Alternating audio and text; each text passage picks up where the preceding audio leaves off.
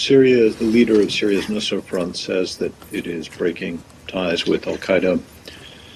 Do you still regard, they've also adopted, they say they've adopted a new name. Do you still regard the group by another name as a terrorist, foreign terrorist organization? And from your point of view, are they still a legitimate target in Syria?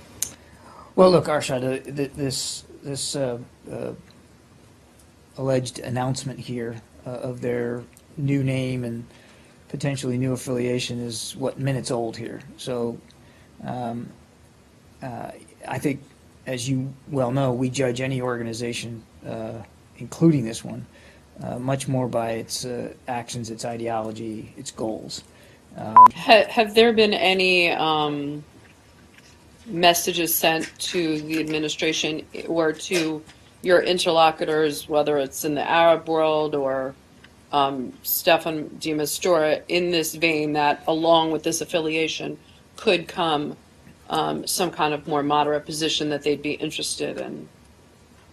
No, I mean, again, they just made this I understand, announcement. but they didn't just do it out of a hat. Like, obviously, it's something that's been considered for, they didn't just wake up this morning and say, we have a new name. This is obviously and you have more insight into their thinking than I do. Well, I mean, I don't it didn't know. just come out of thin air. I mean, obviously, this was a considered decision of at least 24 hours, I think. You'd have to ask So them, I'm just Elise. wondering, There has been no communication that I'm aware of that would indicate any sort of a different approach to this group at this point. This announcement just got made, and again, we judge an organization by its actions, its ideologies, its objectives. And what if we it see were nothing that to would moderate? change our views at this point. And what if it were to moderate its actions and, just focus more on this on the Assad regime and not the Syrian moderate opposition? It's a terrific hypothetical that it would be impossible for me to try to engage in. Well, would it not be a good opportunity to encourage them to do so, given the fact that they're breaking with You mean they the need world's more most encouragement than the fact that they have been targets of kinetic strikes? thus No, far? obviously that's probably. That would be, I would hope, discouraging. So I can't predict what this means. It just happened, or what it portends for the future. It could very well just be a rebranding technique. So we just have to, we're going to have to wait and see. The way that Jelani describes the same group, new names, objectives, sound very similar to that of ISIL. Does that give this government pause? The new objectives that they've stated? Yes, in this video that they're going to basically stand up for the rights of Muslim people around the world. They're going to claim territory. They're going to act on their behalf, God willing. They have given us pause. I mean, more than pause. As I've said, they have because they are a foreign terrorist organization, they have been outside the cessation of hostilities. In the last hour or so since this announcement has been made, we certainly see no indication that would give us reason to change the designation of this group. And in that same vein, the Deputy Foreign Minister, Mr. Rybakov of Russia, is still alleging, as of a couple of hours ago, that the U.S. still has not distinguished between terrorist groups and moderate opposition as part of trying to negotiate some sort of cooperative deal between the U.S. and Russia on fighting ISIL inside Syria. I take it then that you dispute his characterization. Yes, I would.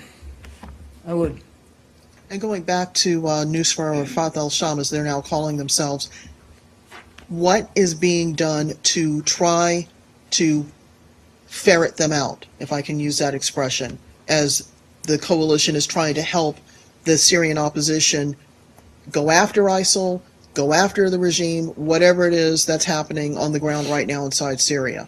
I'm not sure I understand what you mean by ferret them out. All right, that was a cute way of saying of trying to kill them. There's been no change to the fact, again, they just made this announcement like an hour ago, right? Right. So But the fact was that even before they decided to change their name, they were still, they're in Manbij, fighting, they are still a designated foreign they're terrorist still in organization. Raqqa, They are right. still not a party to the cessation of hostilities, and therefore are still a fair target for coalition operations. But given that they're fighting in the same neighborhoods, on the same streets, with people that the U.S. and other members of the coalition are. Excuse me, I want to correct what I said. Not a fair target of coalition operation. The coalition is going after Daesh, but they're still legitimate targets for The United States. yeah, for the United States, and of course for Russia, which has a military presence in Syria. So I wanted to correct that. Yep. So how does then the U.S. try to go after them, or try to support the moderate opposition as it's fighting ISIL? You know, how do you tease all that out? How do you not end up killing the wrong people, killing your own people? Look, this is the fact that the loyalties of some opposition fighters have shifted or shift, and that there has been an intermingling of sorts with al-Nusra is not a new problem. And it has been a struggle. Some of that intermingling has been by design, as I said, because some loyalties have shifted among members of these groups, and some of it has been coincidental. But it has complicated efforts to better and more effectively target al-Nusra. That is one of the reasons why, quite frankly, the Secretary and Foreign Minister Lavrov have spoken at length about trying to get some proposals in place to move forward, to better be able to enforce the cessation of hostilities, which this group is still outside of.